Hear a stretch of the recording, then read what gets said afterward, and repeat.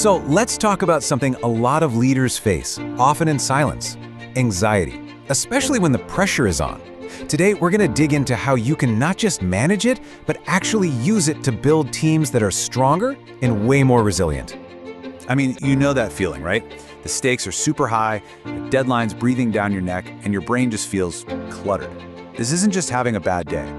For a lot of leaders, it's a constant battle, and it can affect everything from your strategy all the way down to your team's morale.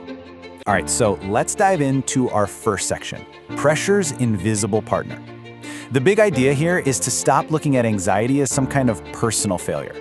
Instead, let's see it for what it is: a totally normal, common variable that just comes with the territory of leadership.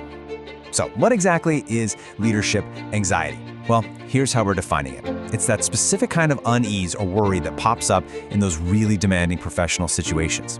And here's the crucial part: it's not just about you. It's about how it can negatively impact your performance and, by extension, your entire teams. It's kind of like this invisible force, you know? It quietly messes with how you make decisions, how you talk with your team, and really just how you show up every single day. So this is not just a feeling. It has very, very real consequences. And those consequences, they lead us straight into our next section: the anxiety ripple effect. Because here's the thing: a leader's internal state, it never just stays internal. It radiates outward, like ripples in a pond, and it affects everyone around them. You know, when anxiety isn't kept in check, it's not just some vague feeling in your gut. It shows up in very real ways. You might see a leader hesitate in a really key moment, or maybe they start overthinking decisions that should be simple. And that behavior, it cascades down, leading to poor communication, strained relationships. It's like a domino effect that just chips away at the trust your team has in you. I mean, just look at the contrast here. It's night and day, isn't it? On one side, you have the anxious leader who hesitates, overthinks everything, and ends up straining relationships. And on the other side, the calm leader is decisive, they're focused, and they build trust. It's such a powerful reminder that your internal state has a direct and pretty dramatic effect on your results as a leader. So the big question is, how do we get from that anxious side of the chart over to the calm side? Well, that's exactly what Section 3 is all about: mastering your inner state. This is where we stop just understanding the problem and start actively solving it. The whole journey to becoming that calm, effective leader, it really begins with you. It's all about developing more self-awareness and learning how to regulate your own emotional response when that pressure really starts to build. And we've got 3 really practical techniques you can start using right away. First up, breathing regulation. Super simple, but so powerful for calming your physical response. Second, cognitive reframing. This is all about changing the story you tell yourself from, "Oh no, this is a threat," to, "Okay, this is a challenge." And third, mindfulness. Just practicing being present to stop that spiral of overthinking before it starts. Okay, so once you start getting a handle on your own internal state, the next move is to bring that same stability to your whole team. And that brings us to Section 4, building a resilient team. This is all about creating an environment where everyone, not just the leader, can really thrive under pressure.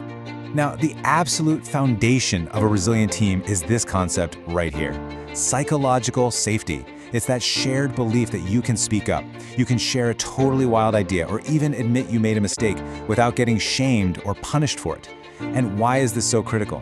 Because when people feel safe, their brains literally shift out of a threat response mode and into a state of creativity and collaboration. This is the bedrock of any high-performing team. So, how do you actually build it? Well, you do it by actively promoting open communication and really encouraging feedback. You do it by framing mistakes not as failures, but as these amazing opportunities to learn. Every one of these actions directly lowers the collective stress on your team, and that makes space for better work to happen. So after putting in all this work on yourself and on your team, what's the big payoff? What's the end game here? Let's bring it all together in our final section, the calm leader's edge. This is the real competitive advantage you get when you lead through pressure effectively. And this is really the heart of it, right? By managing your own anxiety and creating that psychological safety, you unlock the ability to make clear, confident decisions. You learn to maintain your balance, even in chaos. And you don't just improve yourself, you build a truly resilient team that can handle pretty much anything thrown its way. At the end of the day, this is the transformation we're talking about. It's a journey from being a leader who's anxious and hesitant to one who is calm, focused, and decisive right when it matters most. So as we wrap this up, I want to leave you with a question to think about. Based on everything we've just covered, what is one small, actionable change you can commit to making today? Maybe it's just a breathing exercise before a big meeting, or maybe it's about how you frame a mistake in the next team huddle. The path to calm leadership always starts with a single step.